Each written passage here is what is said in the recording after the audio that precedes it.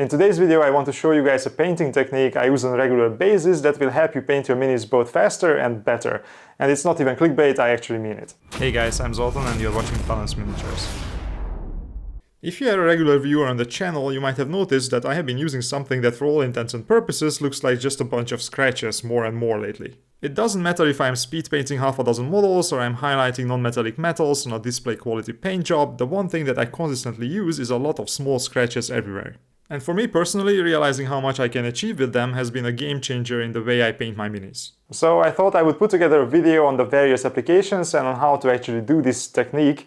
Then in the future videos I will be able to refer back to this one instead of explaining it over and over again. Before we jump into the various ways you can use this technique, let me show you what exactly I mean by scratches and how they are different from other techniques you are probably familiar with, like layering and glazing. And then, since I know that a lot of you guys watching this will probably be more interested in how to use this to make you paint faster, let's start with that before we jump into some more advanced uses. First of all, let me give you a little context. When you start painting minis, the first thing you probably come across is how to do layering. If you have ever watched Games Workshop painting videos, then you know exactly what I mean. You paint a base coat, darken it with a wash, and then lighten it up by applying somewhat thinner layers, and then you finish with an edge highlight. Later you realize that this is just a simplified way of achieving volumetric highlights, essentially highlighting objects in a three-dimensional realistic way. So now you want to paint highlights on the models where the light hits them to create a more realistic look, and you paint a big patch of lighter color in the middle of the darker one, and then you spend a lot of time trying to smooth out the transition between the two. This is where the scratches enter the story. When I started painting, I tried doing these homogeneous patches of lighter colors and I simply hated them. I didn't know where to put them and how big and what shape they should be. They looked ugly as sin in the middle of the darker color, and honestly the whole thing just felt unnatural to me. But then I saw some people making textured clothes with overlapping and intersecting scratches, and I even tried it in one of my early videos, which you can still find on the channel. And that motion of creating the scratches just clicked for me. It felt quite natural to do, and the way you just add more scratches in the middle to create opaque highlights also simply felt logical. Instead of making a big patch of color, I can just build up my highlights following the shape of the object by making some scattered lines first and then filling in more towards where I feel the highlights should be brighter, giving me a lot of control I didn't feel I had before. This also has the added benefit of creating a jagged transition line where the darker and lighter colors meet, and an uneven, scratchy line is much easier to smooth out if you want to than a straight, even line. So the TLDR version is that instead of painting a big homogeneous patch of highlight, I build it up with lots of lines instead. So why is this good for you, and doesn't that require even more work than just painting a big ugly patch of lighter color? Let's take a look first at how you can use this to your advantage when you're painting fast. Let's say you want to paint half a dozen models relatively fast, but still to a decent quality like I did in my recent Warcrow and Infinity speed painting videos. These models will go on the tabletop for gaming, so you don't really need smoothness here. Instead, you should aim for high definition and readability of the models. The viewer should be able to see the details from across the table, not with a magnifying glass. So the contrast needs to be high and you can exaggerate the highlights to make the models more readable from afar. Which means that you can simply paint in very high contrast volumetric highlights without worrying about using a million glazes to smooth them out, focusing on defining the different elements of the models very clearly instead. Now you might think that you can just do that by painting big highlight patches on the models and that would be faster than painting lots of lines, but you would be wrong because it would be simply ugly as hell. Even from afar, your eyes would be able to pick out the straight and even transition lines between colors, and they would interpret them as a boundary between elements, making the models look confusing and messy. The sketches, on the other hand, naturally produce a jagged and fuzzy edge that your eyes will interpret as a transition from afar, so they will look more like actual light hitting the model and not like someone spilled paint on them.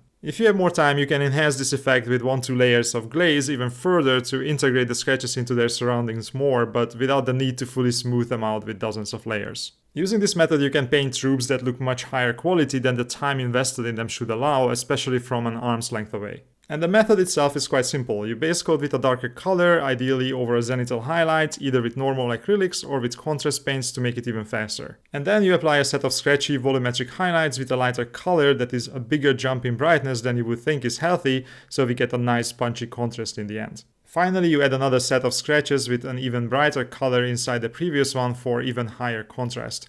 And this color can be quite close to white in brightness to make sure the highlights are readable even from afar. And there you have it, you can have a full unit of models with fancy volumetric highlights in as many hours as it would take you to painstakingly layer and glaze a single model to a similar level. Alright, so this can be useful when you paint fast for the tabletop, but you still want to get a nice highlighted look.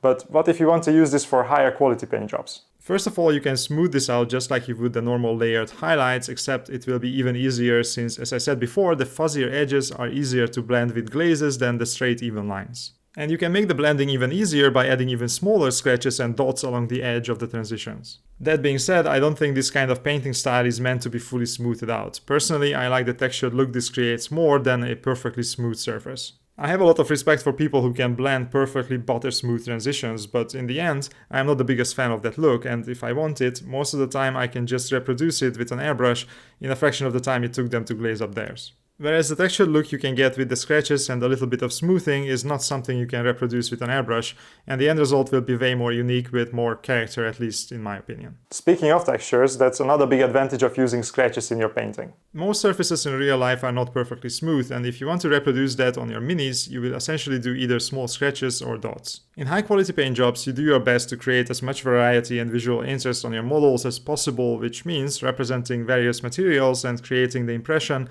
of a three-dimensional texture on a two-dimensional surface. The way I see it, if you paint your highlights with scratches, you are already halfway there. Let's say you want to create hair texture on the skin of an animal. You can simply paint a lot of thin parallel lines and make them overlap more where the light should hit the skin. Then you can do the same thing with brighter colors on top of that while leaving individual lines, aka the strands of hair, visible in the shadows.